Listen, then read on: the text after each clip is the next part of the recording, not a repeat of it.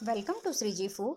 આજે આપણે બનાવીશું બટાકાના પિતાના ભજીયા. આ ભજીયા જનરલી વર્ષોથી દરેકના ઘરમાં બનતા જ હોય છે, પણ જો આનું પ્રોપર રિઝલ્ટ આપણને ના મળે તો ભલે આ ભજીયા સાદા હોય તો પણ ખાવાની મજા નથી આવતી.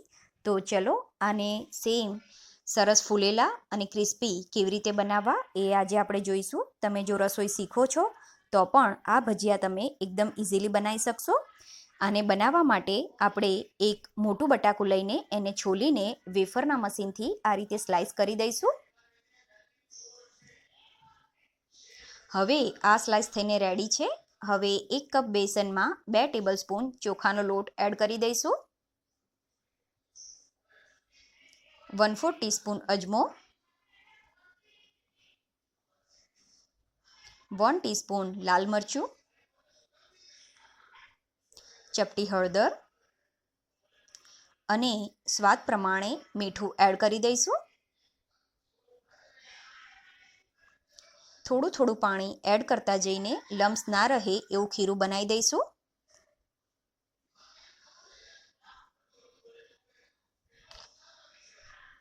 લમ્સ ના રહે એવું ખીરું બનીને તૈયાર છે.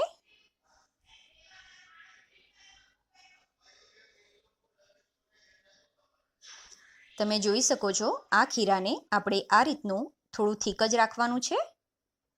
હવે તેલ ગરમ કરવા મૂકી દઈશું. હવે 1/8 ટીસ્પૂન સોડા આમાં એડ કરીને મિક્સ કરી દઈશું. બટાકાને આ રીતે પાણીમાં રાખવાના છે જેથી કાળા ના પડી જાય. હવે બટાકાની સ્લાઇસને આ ખીરામાં ડીપ કરીને આપણે એને ફ્રાય કરી દઈશું. ભજીયા મૂકતી વખતે ગેસની ફ્લેમ સ્લો રાખવાની છે.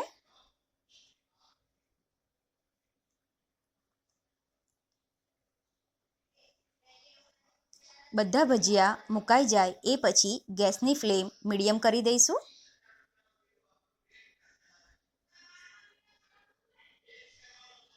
એક સાઈડથી તળાઈ જાય એ પછી એને ટર્ન કરી દઈશું.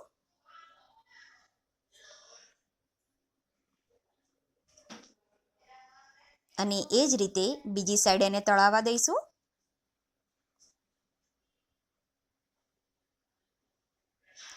બંને સાઈડથી ભજીયા તળાઈને લાઇટ બ્રાઉન થઈ ગયા છે. તમે જોઈ શકો છો આ પૂરી જેવા ફૂલી ગયા છે. હવે એને નીકાળી દઈશું. અને આ જ રીતે આપણે બીજા ભજીયા તળી દઈશું.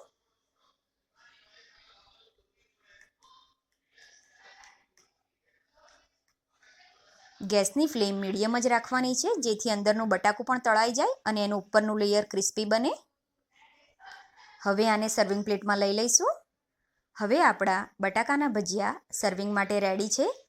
જનરલી બાળકોને આ ભજીયા ખૂબ જ ભાવતા હોય છે. તમે આ ભજીયાને કેચઅપ સાથે યા એમ જ બંને રીતે સર્વ કરી શકો છો. આ ભજીયા એકદમ સિમ્પલ હોવા છતાં પણ ખૂબ જ ટેસ્ટી લાગતા હોય છે. જો તમે આ રીતે ભજીયા બનાવશો તો એનું ઉપરનું અને નીચેનું લેયર બંને બટાકાથી અલગ રહેશે અને એકદમ પૂરી જેવું ફૂલેલું બનશે. આઈ હોપ તમને મારો આજનો વિડીયો પસંદ આવ્યો હશે.